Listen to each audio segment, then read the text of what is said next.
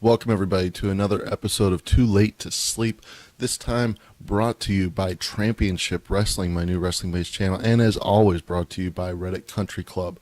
Just like the original idea for Championship Beer was to have a wrestling flavor on my beer shows, the idea for Championship Wrestling is to have a beer flavor on my wrestling channel. So grab yourself a nice IPA, and let's hit this week's theme music.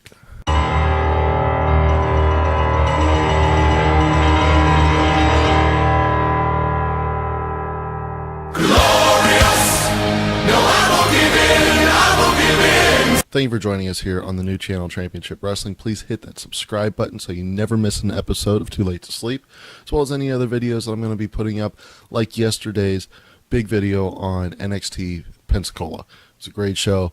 Hear my thoughts on it. I cut down as much of the as I could. So a little bit long video, but it was a great show. You're going to want to hear about it. It's going to give you a little bit of a preview of what to expect at TakeOver Brooklyn. Normally, this part of the show is where I'd hit you up with some WCPW clips, but this week there was no WCPW. They're taking a week off before starting Season 2 next week, tomorrow. So, no jokes about their commentary sucking this week. Wait, I can't do one of these shows without a WCPW joke. King Ross is bad at commentary. Suck it, King Ross. Alright, so this week's clips will start with Raw. The show started with Sasha Banks and Charlotte being joined in a promo with Chris Jericho and Enzo Amore. You're just a one-night stand. If it wasn't for a one-night stand, you probably wouldn't be standing here. Sasha, I say you go for it, sister. I mean, rumor has it, when it comes to Enzo and his love life, there's only one word to describe it. Hey, yo, Enzo, look who we got here, huh? A couple of haters. Which led then to an intergender tag match between the four. That was a good one. Hey, that Dana Brooke girl, she's going to do something. And Dana Brooke. I guess what? But that probably didn't feel that good. Natural selection. Great job picking up the win, Charlotte. People totally believe you're going to win that belt back at SummerSlam rather than Sasha moving on to a new heel challenger in a couple weeks with maybe Nia Jax. No, that's not going to happen, Sasha. You're going to win the belt back. With this week starting the Olympics, WWE decided to capitalize on that by having their only remaining Olympian face Rusev for the United States Championship. Here's how that turned out. And a kick right to the back of the neck. The submission move. And Henry taps. And that's why no man can take my United States champion away from me. Няма никой значение. Аз съм номер един. Former WWE World Heavyweight Champion Roman Reigns. But Reigns isn't done. That's all. Superman punch. Yeah, so you have now until SummerSlam to get used to the idea of Roman Reigns as a Triple Crown champion. Yeah. Enjoy. We saw tag team action this week with Gallows and Anderson taking on the New Day with Xavier Woods banned from ringside, so it was a fair 2-on-2 fight instead of the usual 3-on-2 advantage the New Day has. Reason they're tag team champions, but Gallows dragging Kofi away from the tag, and Anderson with a kick right to the back of the neck. Big E from behind. He got him! He got him! Look at the power. Oh, no! So with the faces at a disadvantage, they still beat the heels. That means the feud is over, right? See the 5 of you at SummerSlam.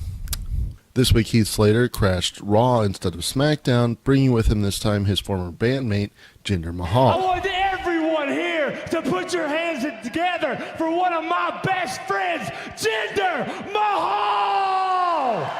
The two of you compete against each other on a match right now on Raw, because the winner of this match will be given a contract to join the roster of Monday Night Raw. Pepper, we're the band, baby! Well, the bell rang and Jinder Mahal. And if you're wondering if there was anything lower on the card than not getting drafted It's losing to Jinder Mahal in 3 seconds.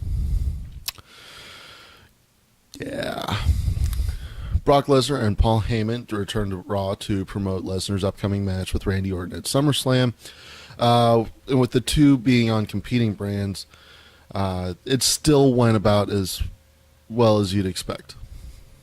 They say that Randy Orton is one RKO away from victory at any moment.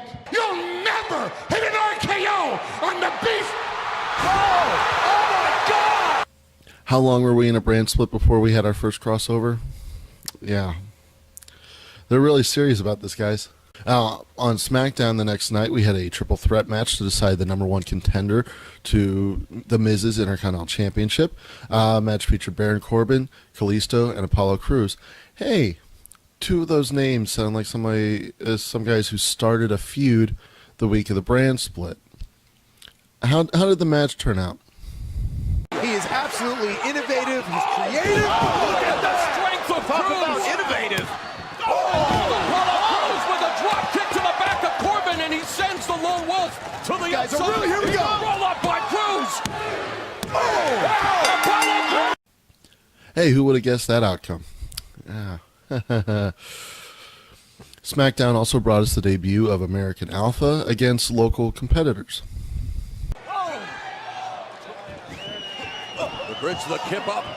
And a nice reversal by Gable. Look at the speed. Wow, look how easy he makes it. Leg scissors takedown.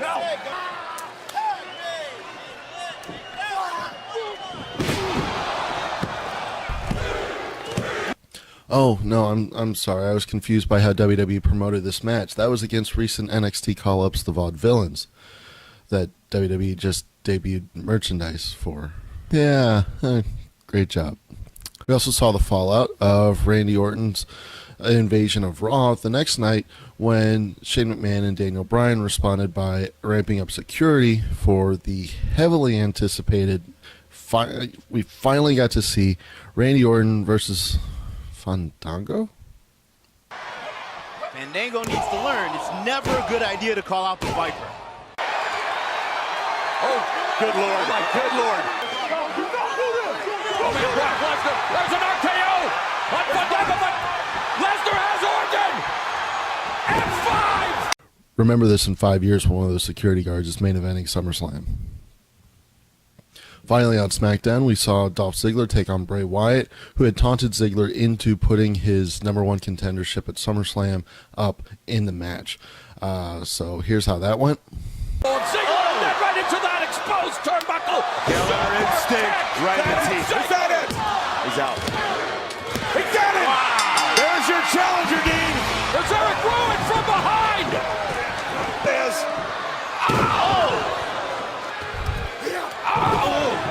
And that's how you send a challenger into what could be the biggest match of his career, looking strong. Yeah.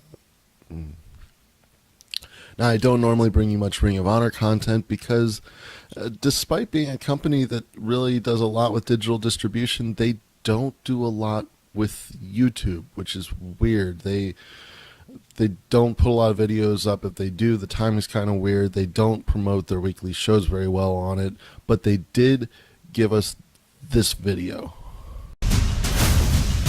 Roll up, 2, get it! No, hey!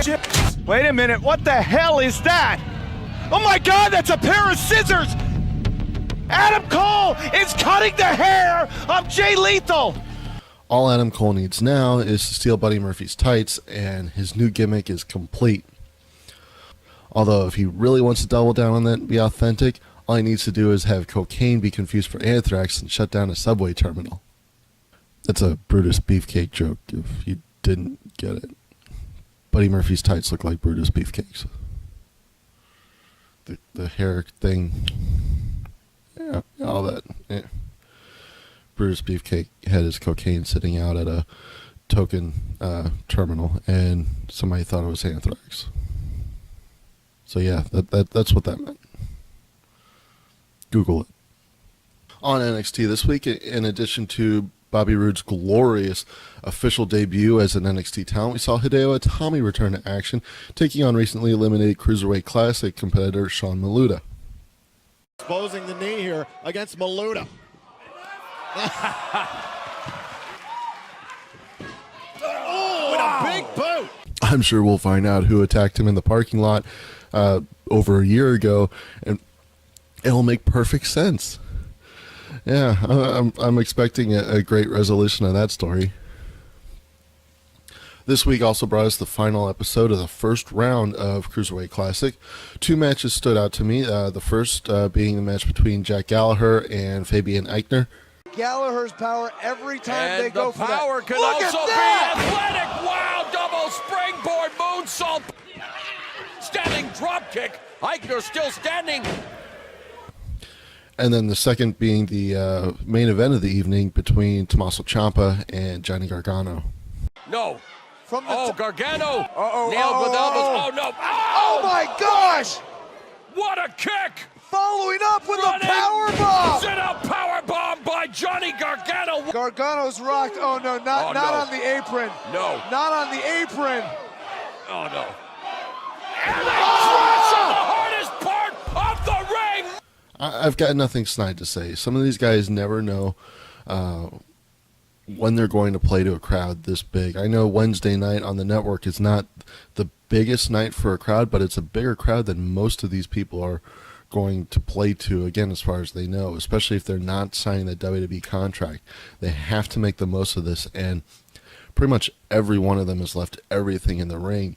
And then when you look at guys like Gargano and Ciampa, who have that NXT contract already and likely are going to be on WWE TV very soon, they have less to lose, but they're still leaving it all in the ring to make that impression, to just deliver that to us.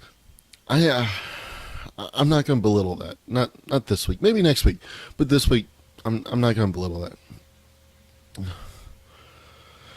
But that's a little too sappy for me. I need something to make fun of. Quick. Hey, do we have any TNA clips?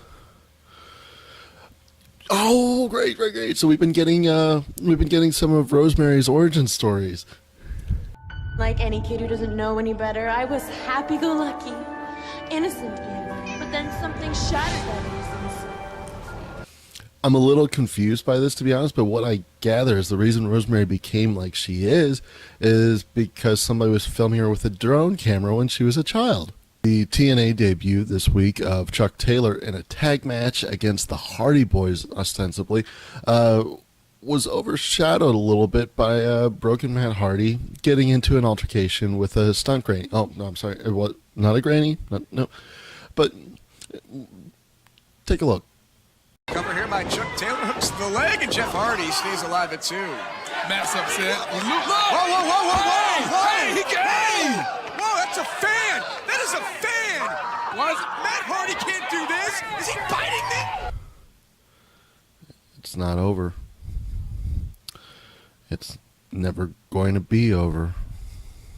It's not over.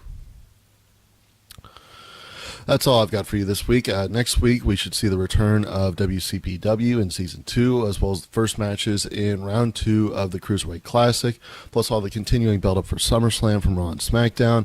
Please feel free to join in the discussion at the Reddit Country Club. I'll have the link in the description down below, as well as links to all the original videos for all the clips you've seen on today's episode. If you like what you saw, please let YouTube know by hitting that like button down below. And if you want to see more of me, and why wouldn't you? I'm just so damn good at this. Hit the subscribe button so you're always going to get my Trampionship Wrestling videos delivered to your inbox. Thank you. As always, I've been the Tramp. Cheers.